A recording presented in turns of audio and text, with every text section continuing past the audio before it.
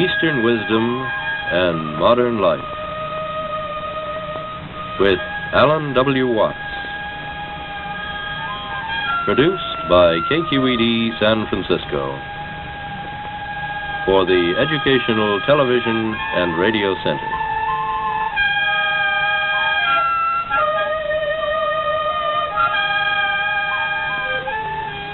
Alan Watts is a scholar, lecturer, and the author of many widely read books on comparative philosophy and religion.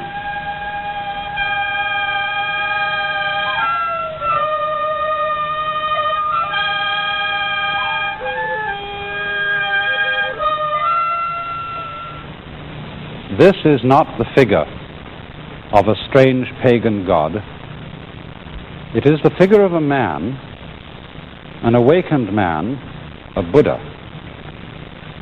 And I expect you may have wondered why almost all figures of Buddha or of many other Eastern sages that you see are seated like this. This figure of Buddha is in the posture of meditation, and the way in which he is seated and the whole cast of his features and of his expression symbolize a certain attitude to life, a certain way of looking things, which in Indian and Chinese philosophy is considered essential to sanity.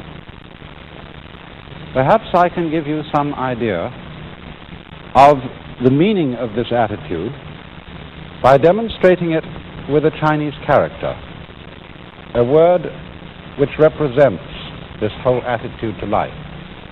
Most of you probably know that Chinese characters are originally picture writing. And in this particular character, this half of the character is said originally to have represented some water bird, perhaps a stork or a heron. And this other part of the character is, first of all, a sign meaning the human eye. And then you put legs on it, the activity of the eye, and that means seeing. And the whole character is pronounced Guan. And it means a certain kind of observation, a certain way of looking at things which might be typified by the image of a heron standing at the edge of the water, as in this painting, which is by the great Japanese artist Kano Motonobu. There is the heron standing quietly and serenely, watching the water. And so, the whole meaning of this attitude to life is what is summed up in the entire Eastern idea of meditation typified in these Buddha figures. And I want to try today to explain to you something of the meaning of this attitude to life.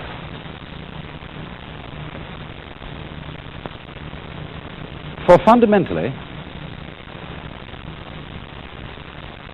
meditation is not so much an exercise as it is a certain way of using one's mind or one's consciousness. Because normally, most human beings, when they use their eyes or their ears, are constantly and chronically straining to see and to hear. And when you come to think of it, that's very odd, because our eyes don't work by effort. They don't have to go out and get the light. The light comes to them. And in the same way, sound comes to our ears, and even the sense of touch comes to our fingertips. We don't, for example, have to press a thing hard. If I want in the dark, I'm trying to fumble and feel what this is. I don't have to press very hard to feel it, because the sensation simply of the hard object comes to the nerve ends in my skin. And so it's strange, isn't it, that we have acquired the habit of a constant and chronic effort to see clearly and to hear clearly. I think part of it comes from school. You know, when children are listening to a teacher in class, they're always fidgeting or doing something like this, you know, and looking around and twisting and jiggling. And the teacher says, "Pay attention!" And the children immediately, to ingratiate the teacher, are able to sort of ham or act what paying attention is like. And paying attention, of course, is staring at the teacher. Yes, they're very interested in what you say. And sometimes, to get their concentration clear, they curl up their legs around the legs of the chair and go into all these strained attitudes so that the teacher knows they really are trying very hard to attend. And it is through such conditioning as that, through being taught that we must try to see and try to hear in order to have clear sight and clear hearing, that we learn constantly to strain our senses in their use. But as a matter of fact, this impedes the clarity of our senses, because if you will try staring hard at a book in front of you, or staring very hard at the TV screen you're looking at right now, you'll find that it becomes fuzzy. Also, in the same way, if you're trying to listen, say, to a telephone conversation while the children are running all over the house and screaming, if you try to listen to the telephone, you'll get very angry and you'll have to stop to yell at the children to make them be quiet. But on the other hand, if you just let the sound come to your ears, you'll have no difficulty at all in hearing. So, you remember then that heron I showed you. When that heron was watching for fish, it wasn't sort of going like this, looking all over the place, for what, fish here, fish here? No, heron was just quiet like this. And as it were, the whole area of vision is simply coming to the heron's eyes. And the moment it sees a ripple in the water, it darts down and gets the fish. Now, I don't think it's only that we have been taught by teachers and parents and so on to try to see and try to hear clearly. There are other factors in the problem. And one of them is that while we are seeing and hearing, we are trying to make sense of our world by thinking about it. And the act of thinking also introduces an element of strain into the use of our minds. And I think the reason for this is, perhaps you will remember how I showed you on a previous program, that thought is linear. You know, it goes one word after another. It's strung out in a line. We think thought, thought, thought, thought, thought in a line like this, one after another. Whereas when we see to what is going on entirely. We take in a volume when we see. We take in a great area. Nature is a volume rather than something strung out in a line. But when we think, we get one thought after another. And so the process of thought is much slower than the process of seeing and using our consciousness or our mind as a whole.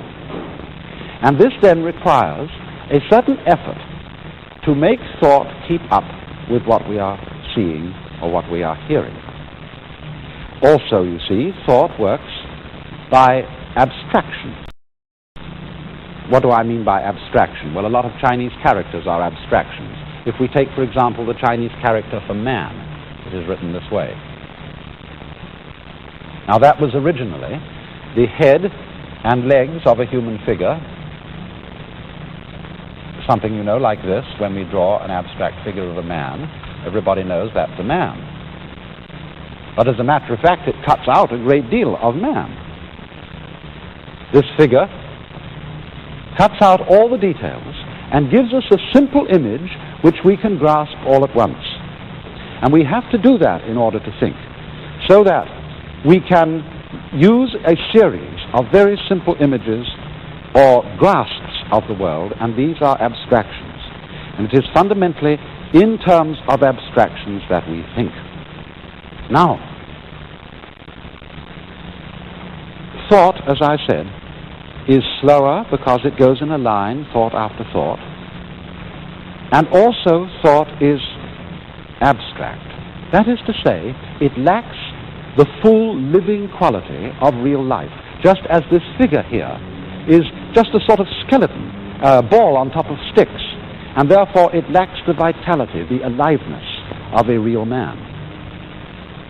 Now, the more we tend to live in a world of thought, the more we tend to live in an abstract world that is removed from and has a gap between it and the real world of nature.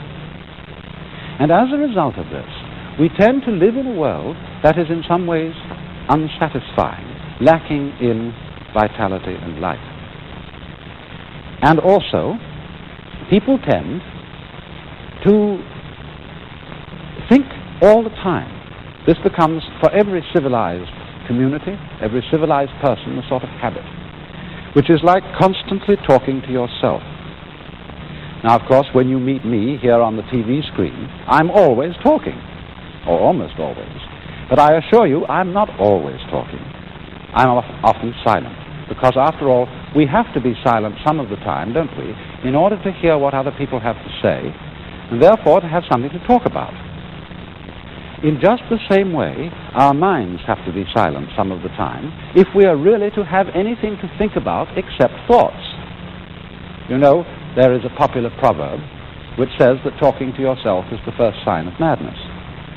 And there's some truth in this, because constant thinking, as distinct from simply experiencing through our senses, constant thinking about our experiences, coding our experiences into words, into signs, into the symbols of thought, is a buzz that goes on day in and day out inside our heads, except when we are sleeping.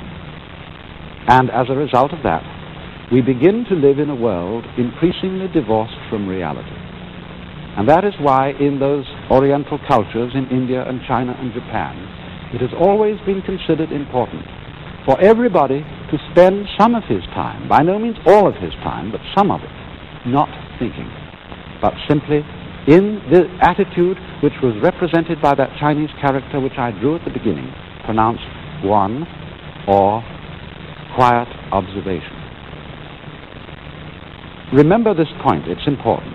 This is not saying that thinking is a disturbance, is a thing that human beings shouldn't do. On the contrary, it's a highly important acquisition of man. But thinking is of no real value to us unless we also can practice non-thinking, unless we can have our minds silent and make immediate contact with the real world as distinct from the world of pure abstraction. And so this leads to a very common practice in Asia, among Hindus, among Buddhists, among Taoists, called meditation. And I want to try and show you something about it. By sitting in the posture of meditation, which is commonly used, and is done approximately like this. One sits upon a firm cushion. Usually, a big city telephone directory is about the right thickness. And ordinarily, among Oriental peoples, they sit in what is called lotus posture, or half lotus posture, as I'm sitting now, which means that the right foot is lifted up onto the left thigh. You will find, of course, that that's an extraordinarily uncomfortable position if you're not used to it. But one of the reasons for sitting that way is that it locks your legs together so that you don't easily fall over if you should go to sleep. And also that this position gives you a sense of being very, very firmly rooted to the ground. And then the hands are laid like this.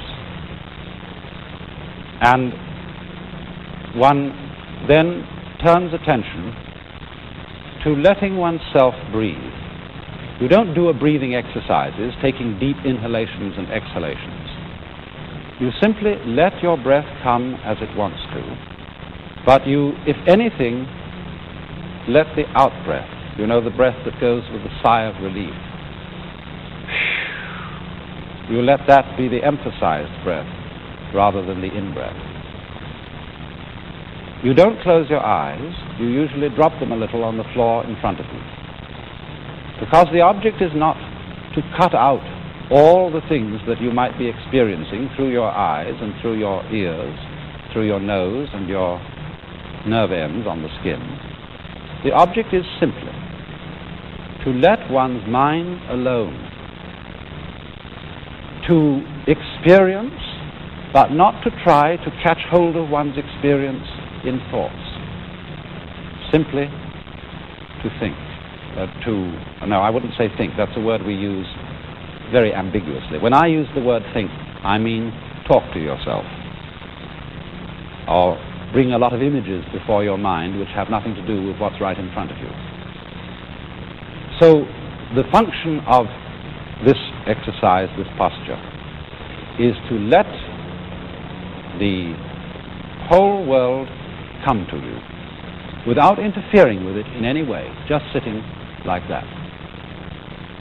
You may say, oh, that's a great waste of time. There are all sorts of interesting things in life to do. Why just spend some hours sitting?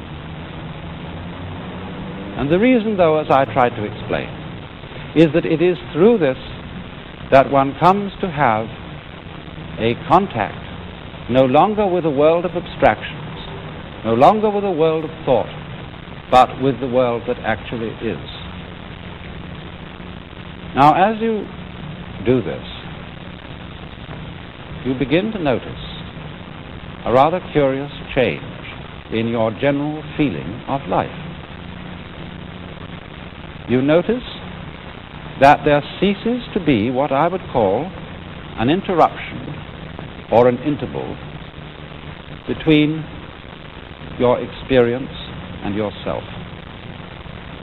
You see, in our ordinary way of using our minds, the chronic sense of strain, the chronic attempt to think about and make sense of what we are feeling, is what we call our ego.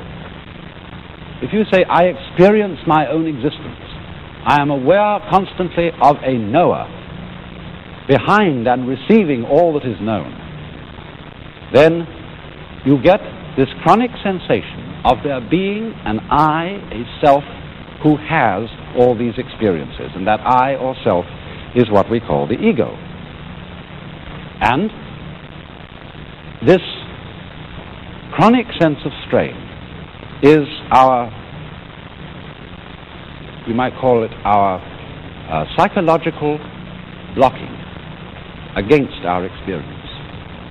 The thing that seems to divide us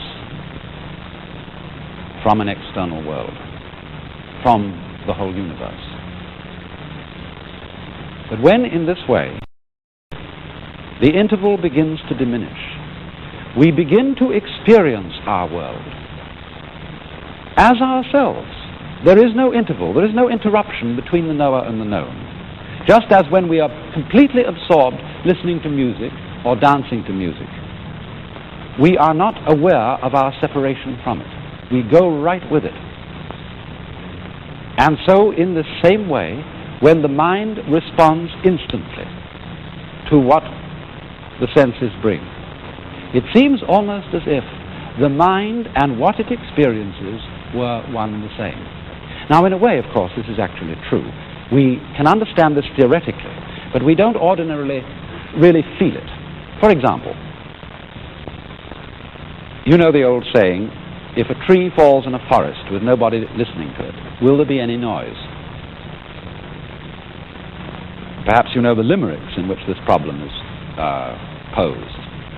There was a young man who said, God, I find it exceedingly odd that a tree, as a tree, simply ceases to be when there's no one around in the quad. And the answer was, young man, your astonishment's odd. I'm always around in the quad, so the tree, as a tree, never ceases to be since observed by yours faithfully, God. But this is a great philosophical puzzle for the Western world. Does what we know depend on there being a knower? Now, in a way, obviously, it does. Because when a tree falls in the forest, it certainly makes vibrations in the air. But those vibrations in the air do not become noise unless they vibrate an eardrum. So in the same way, the light from the sun does not become light unless it falls on an eye, an eyeball.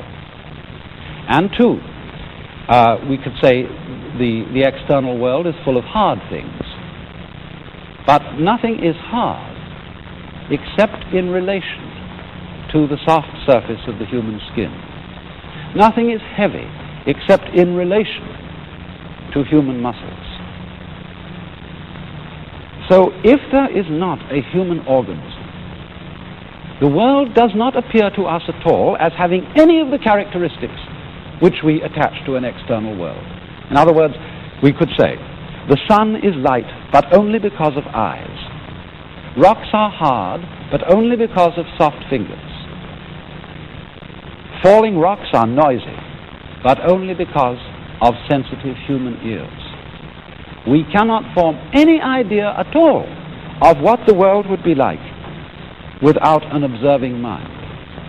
Even such things as duration, the span of time, depend upon the human mind to appreciate them. Space depends on a human mind to observe the world from a particular position and so know that there are things which are distant from it. Without this mind, there could not be any world that we could think about or conceive or imagine in any way whatsoever. And so this shows in a very clear way that our mind and the external world go together. They are inseparable differences. You remember in a recent program how I tried to illustrate the idea of inseparable differences by taking a coin or an object here like a cigar, which has two distinct ends, but you cannot separate those ends. This is very important. It's worth repeating because it's quite fundamental.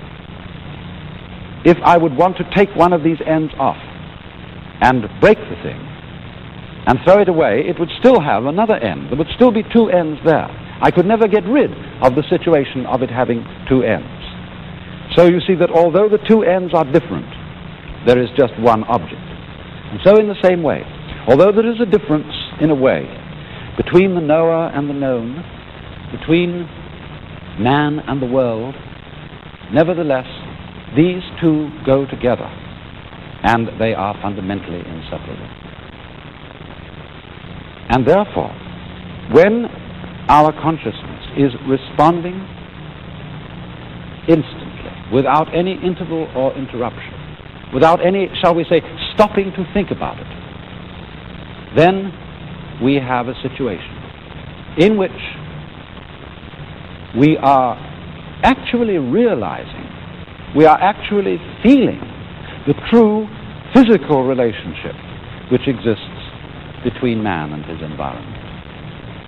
And this we could call the experience of oneness or unity with the universe, which is the function of meditation. Now,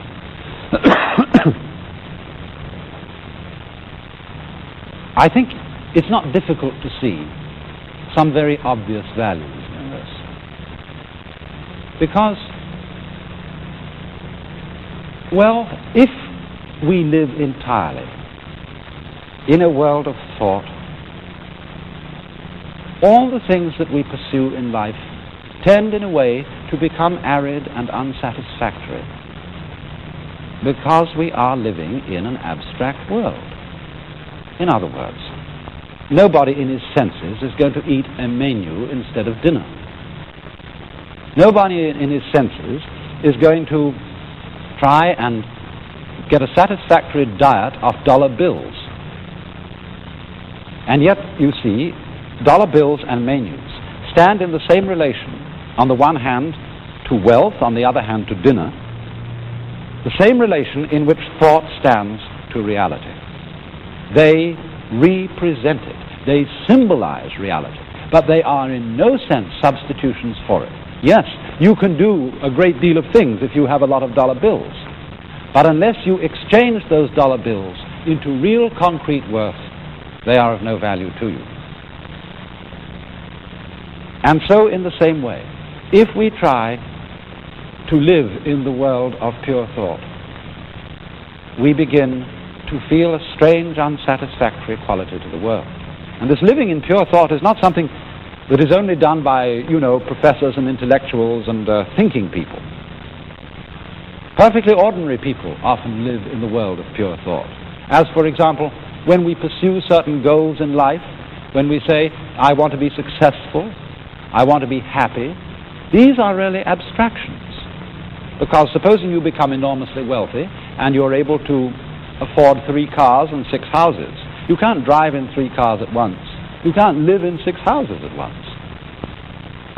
You have a symbol, which we call prestige, of your status. But that is an abstract symbol. You can't eat prestige. You can't eat success.